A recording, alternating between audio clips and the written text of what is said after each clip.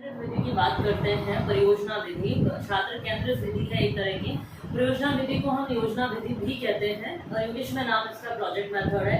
नाम से साफ पता चल रहा है कि प्रोजेक्ट मेथड क्या कहना चाहता है, यानी कि एक इस तरह की विधि है जो हम बालकों को किसी भी तरह का कोई प्रोजेक्ट दे करके वो कार्य संपूर्ण करवा सकते हैं। लेकिन वो कार्य संपादन के साथ साथ में हम बालकों में किस तरह के उद्देश्यों का निर्धारण करके उनमें विकास कर सकते हैं, वो चीज़ ज़्यादा मायने रखती है। तो पहले हम बात करते हैं कि इनके जो जन्मदाता थे वो थे किलपैट्रिक।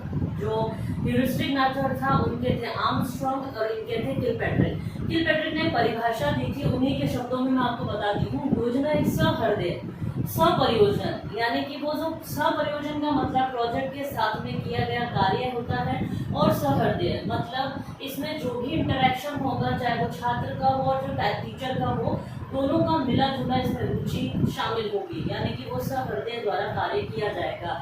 जो संपूर्ण शक्ति के साथ सामाजिक वातावरण में किया जाए। अब इसमें दो शब्द और मैं बताती हूँ। जो कहता है संपूर्ण शक्ति, वो संपूर्ण शक्ति जो है वो छात्र की होगी, और छात्र अपनी पूरी रुचि के द्वारा अगर कोई काम करेगा, सहृदय अगर वो कोई कार्य करता है, तो जाहिर सी बात है कि वो अपनी पूरी शक्ति, अपनी पूरी ताकत लगाएगा।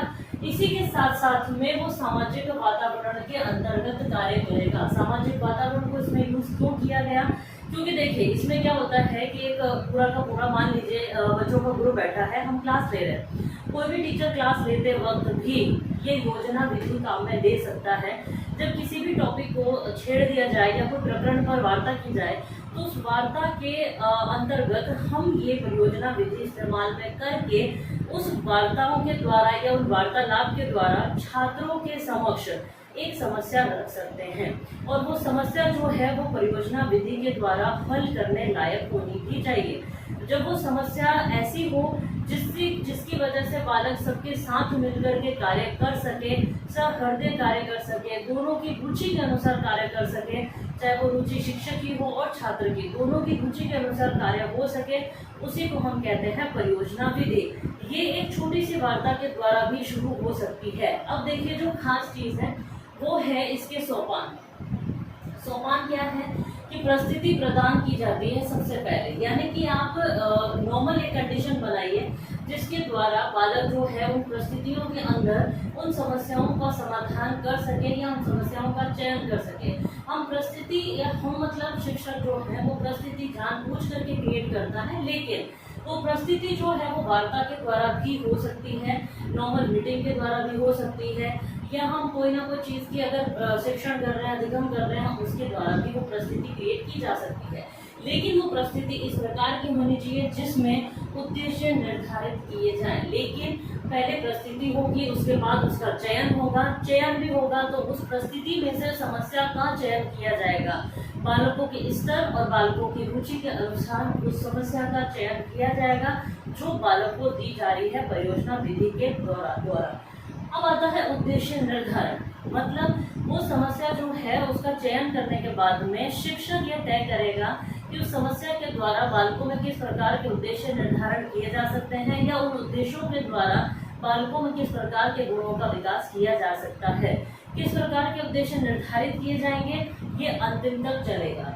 योजना अब बनेगी उद्देश्यों के आधार पर प्लानिंग कि सबसे पहले क्या किया जाएगा, कितने बच्चों की जरूरत पड़ेगी, कितने बच्चों का ग्रुप ये कार्य कर सकता है, किस प्रकार के माहौल में करेगा, उनको किन किन चीज़ों की ज़रूरत पड़ सकती है, उसमें किसी भी तरह का कोई उपकरण चाहिए तो टीचर उसको अवेलेबल करवाएगा, या फिर समस्या कहीं इतनी तो हाई नहीं है कि बालक उसको सॉल्व ही ना कर पाए। तो ये सारी प्लानिंग जो है समय को देखते हुए प्लानिंग की जाएगी, उसके बाद में क्रियान्वित की जाती है। जो भी प्लानिंग की जाएगी step wise, step to step क्रियान्वित की जाती है, ताकि समय को ध्यान में रख करके बालकों के उद्देश्यों को ध्यान में रखते हुए उस चीज़ को संपन्न किया जा सके। फिर आता है मूल्यांकन। मूल्यांकन शिक्षक स्वयं करेगा।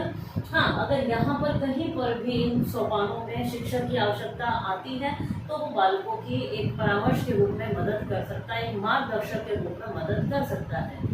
मूल्यांकन जो है वो बालक का स्वयं करेगा, टीचर जो है, लेकिन उसमें जो भी कमियां आएंगी वो बालक को उसी वक्त बता दी जाएगी ताकि बालक उसमें सुधार कर सके। और बाद में आता है उसका रिकॉर्ड तैयार करना। जब शिक्षक बच्चों का मूल्यांकन करेगा तो उसके बाद में आता है रिकॉर्ड। स्टेप टू स्टेप सारी चीज़ों का रिकॉर्ड होना बेहद आवश्यक है। ये रिकॉर्ड चाहे तो शिक्षक रख सकता है और चाहे तो छात्रों के द्वारा करवाया जा सकता है। इसकी विशेषताएं जो है वैसे बहुत सारी है, लेकिन जो पेपर में ऑलमोस्ट पूछी जाती है आज मैं उन्हीं पर प्रकाश डालूंगी। तो सबसे पहले आता है तैयारी का नियम। इसमें 3 नियम काम करते हैं। तैयारी का नियम मतलब ये सारी योजना के द्वारा चल रही है, जो मूल्यांकन तक या निष्कर्ष तक या इसके समापन तक जब हम बालक पहुंचेगा शिक्षक के साथ में, हमारे साथ में, तब सबसे पहले किस चीज़ पर ध्यान जाएगा कि हमें उस निष्कर्ष तक पहुंचने के लिए, उसके समापन तक पहुंचने के लिए पूरा मेंटली फिजिकली प्रिपेयर्ड होना जरूरी है। तो टीचर भी तैयार रहेगा, बालक भी तैयार रहेगा, तो इसलिए बोलते हैं इसको तैयारी का नियम।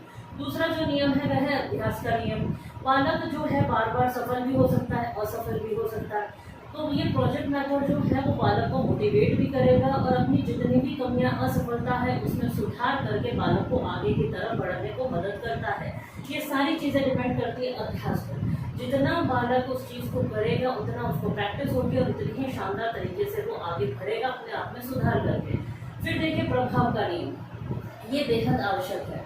प्रभाव का नियम क्यों जरूरी है? क्योंकि अभी मैंने बात की सफलता और असफलता की। बालक जब सफल हो जाएगा और चाहे असफल हो तो उन दोनों का प्रभाव बालक पर पड़ेगा।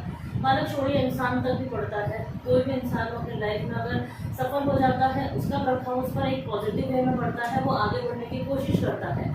और जब वो असफल हो जाता है तब भी उसका प्रभाव पड़ता है, लेकिन वो डिपेंड करता है मार्गदर्शक के ऊपर कि वो उसकी असफलता को किस रूप में मोड़ दे या किस मार्ग के द्वारा उसको लेके जाए।